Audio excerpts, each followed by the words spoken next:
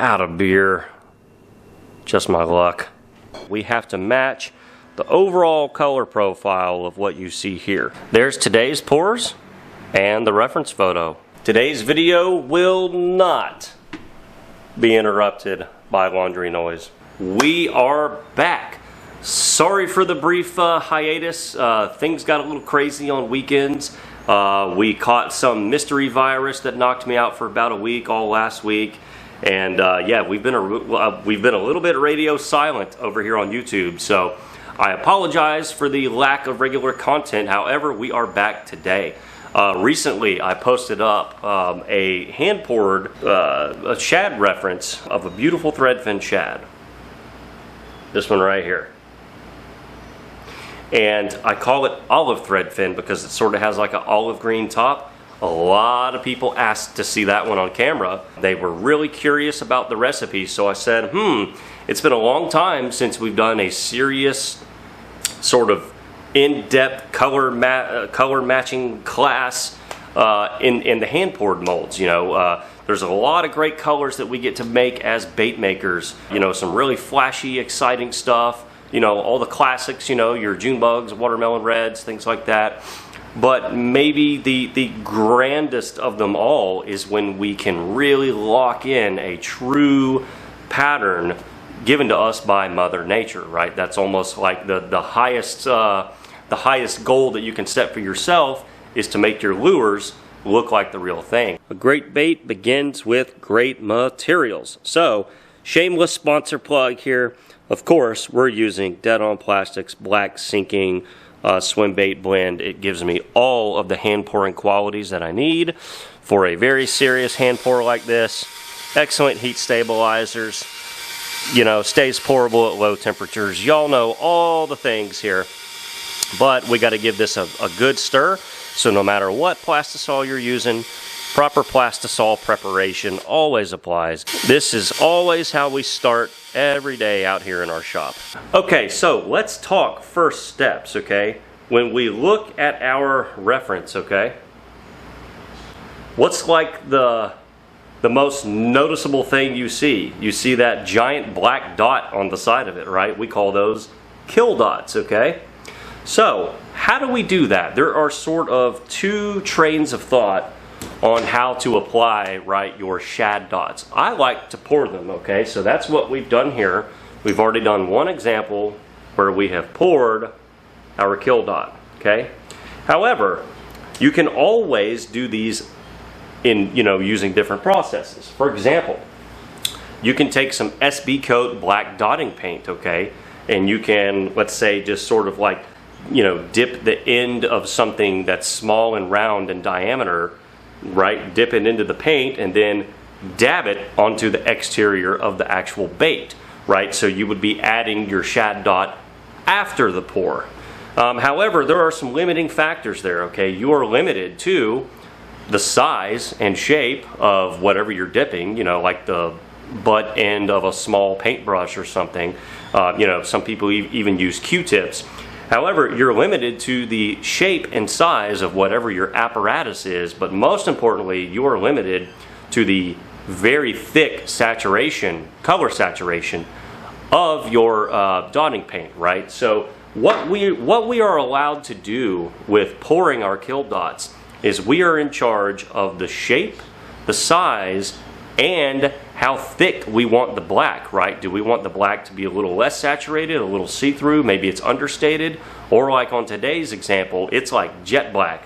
So we have a lot more options pouring. The downside to pouring is it requires a lot of practice. All right, let's try and show you one here. These are always hard to do and film, all right? Just a little dab. Just like that. And then I'll actually tilt it to alter the shape, okay? That way, I don't get a perfect circle because most kill dots are not perfect circles. Nature does not really do perfect things, perfect lines, perfect circles, right? So the last thing I want is to be limited to something that makes it look like it's been perfectly hole punched and oversaturated. So that's why just me over the course of time I've gone to such great lengths to try to learn how to pour these because I can control size, shape, and saturation, right? So if I wanted these to be a little bit more saturated, I would obviously just add a little bit more black to my plastic. Okay. We got nice, consistent, really nice kill dots laid down there. Okay, olive thread fin. What a mess. Look at that. So, white pearl belly. We sort of need a kind of off brown vein, right? But we also see some hints of some purple in there. And then we sort of have like this peachy gold, right, hue there in that top color. So we're going to have to be smart here. And what I have figured out is that I can basically mix the brown vein and add my my purple powders to it. And then I can mix this olive green top and sort of put in some gold and orange to try to get sort of that peachy hue, right? So here's what I mean by those colors. You can see some hints of purple along the vein, and then a little bit of sort of this orangish, right, kind of flash in the scales that you see up there in that olive green top. So that is sort of the game plan. We have to match the overall color profile of what you see here. And real quick, while we're waiting on the molds to preheat, we had some fun with the snake worms the other day. The 10-inch open pore ribbon tail mold in sort of a very red copperhead pattern. Sort of got that garnet and gold theme going on. So yeah, pretty cool. There's our leftover colors from it too. Very nice. I always love pouring the snakes. First color build is going to be the belly. So we have a fresh, oh, it won't focus. We have a fresh cup of Dead on Plastix Black Label Swim Bait Blend, as we mentioned earlier. Looking good there, fresh out of the microwave. Got a fresh bucket, so the plastic looks fantastic. Okay, so just a little bit of regular white mica, okay? We don't need anything fancy. We really don't need highlights, and we don't need color shifts. The overwhelming hue in that belly color is a very thick, opaque white. So all in all, this entire pattern is more opaque than most of my shad patterns. I'm kind of known for, you know, less is more, undersaturate your colors, which normally rings true. This one I usually mix a little thicker, just based on my reference photo. All right, let's pour one of the bellies.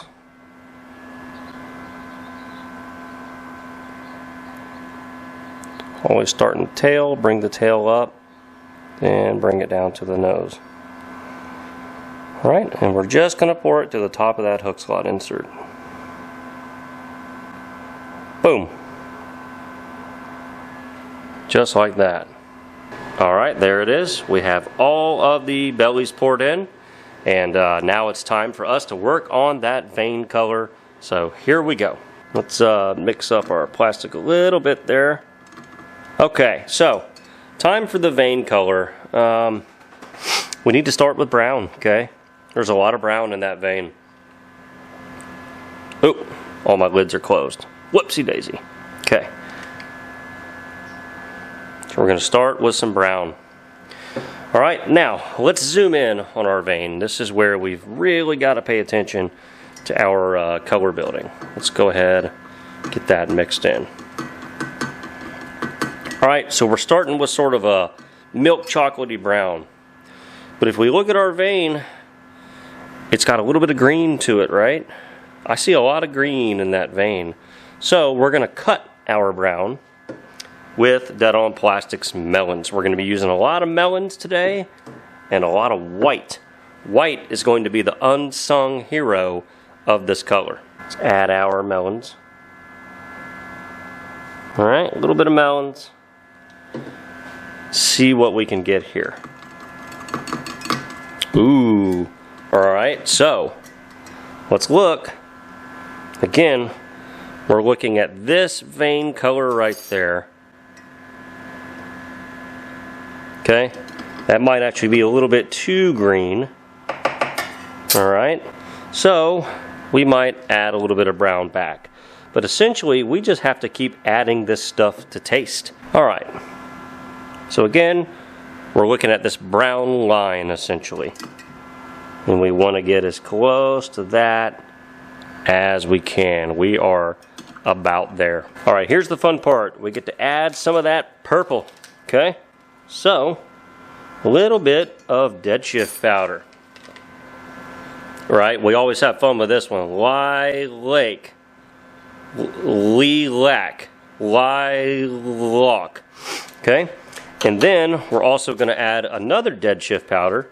These are also from Dead on Plastix, called Blurple, which is a little bit darker of a purple, right?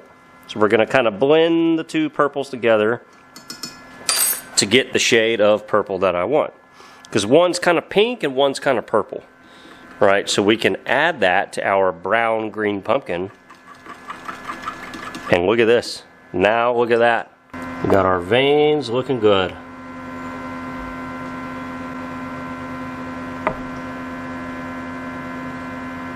One more. Well, actually, we have two more. Two more after this. But that is exactly how we do it. Those are looking good already. Okay, now time for that top color. All right, so no surprise, we're gonna start with melons, but melons is sort of a brownish green pumpkin, okay? So we're gonna need to change our melons, right? Okay, so if we just look at what we have so far. Right, way too brown, okay? So what can we do? We can add white. White not only acts as an opaquing agent, it will take some of that brown hue out, okay? All right, it'll make it a little bit more sort of mustard. It almost turns it yellow in a way. All right, but watch this little trick. We can now turn it back in to sort of that green that we need with a little bit of black. Come on, baby.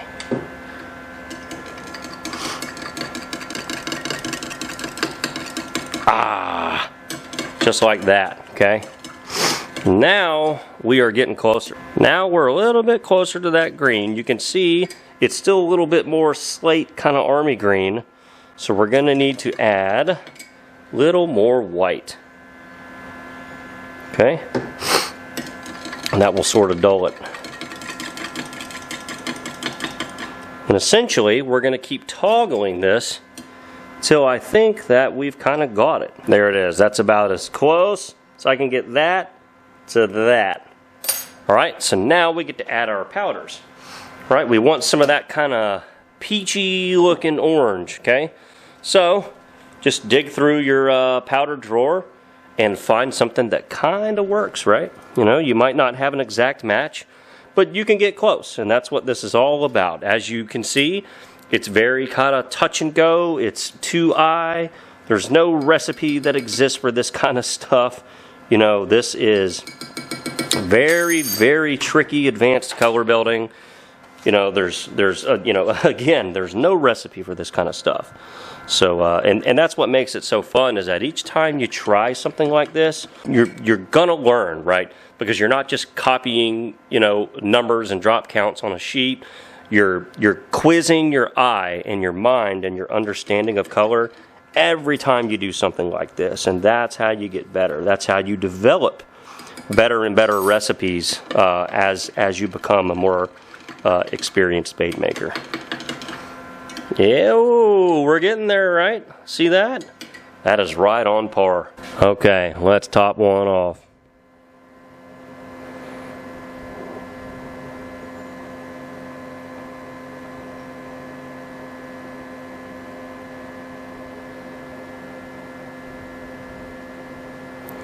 Slow and steady.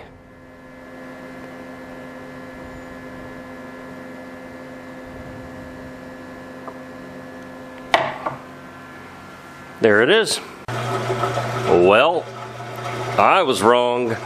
Moment of truth. Let's drum roll our G5 olive shads.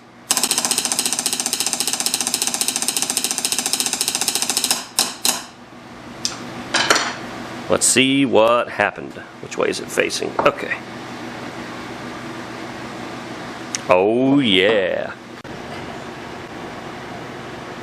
There we go. Okay, there it is. That's a little bit better look.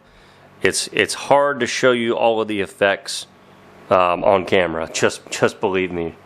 So yeah, we can see we have, right, that sort of olive green top.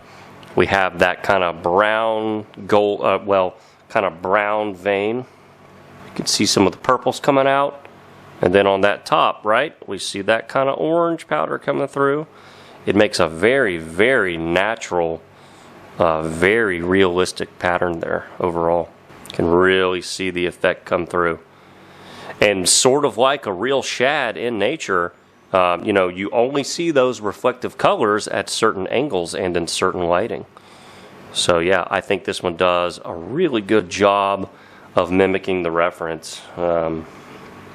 So yeah, that is sort of a crash course in it. All right, so we're going to finish up some of our olive thread fins here. Just a little dab with some Loctite gel. A lot of people still send me messages all the time asking about eyeballs. Right, it is pretty simple. Just a dab of Loctite gel and you are done. All right, looking good there. Nice little pile of them. A little 6-pack. Not bad. There's today's pours and the reference photo. Just sort of put in like a collage form, right? So we took a still shot of those and put them right there. Not bad. Oh, screen's going dark. Not too bad, guys. Well, all right, everybody. We just finished up some lunch, and we are feeling better. I was pretty starving by the end of that one. So I hope you guys enjoyed. Like I said at the outset of today's video, it's going to be a pretty deep dive into some color building. Lots of little nuances to look at.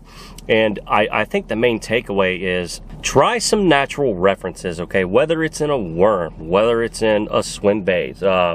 Look at bullfrogs, right? And try to make some bullfrog patterns in your frogs. The point is, try some real natural references because it forces you to notice things that you wouldn't otherwise notice. You know, when a lot of people think of shad colors, they're like, oh, just throw white pearl, you know? Fair enough. I've smoked them on white pearl. But as a bait maker, start looking at real forage, at real examples in nature, and you can start noticing some really cool things about their color patterns. What is real color in the fish and what is just the reflection from the scale, right? So what color do I need for my actual base versus what, you know, after effects do I need to get those reflections, right? Add those powders to your base color and you can kind of get both. So that's when things get real interesting and real fun. Other than that, wow, it's already here. It is Super Bowl weekend. Do the Patriots get number 7 or do the Seahawks get revenge for Super Bowl 49? Definitely everyone have a fun Super Bowl Sunday. And we will catch you guys in the next video. Again, sorry for being absent. We were gone almost over a month from YouTube. Been pretty active over on Facebook and some other places, but to do a long form video requires almost a whole day. So I just was not able to find the time. But we're back. Thanks again for being here. We'll catch you guys in the next video. In the meantime, turn on the notification bell. That way you don't miss any uploads or live streams.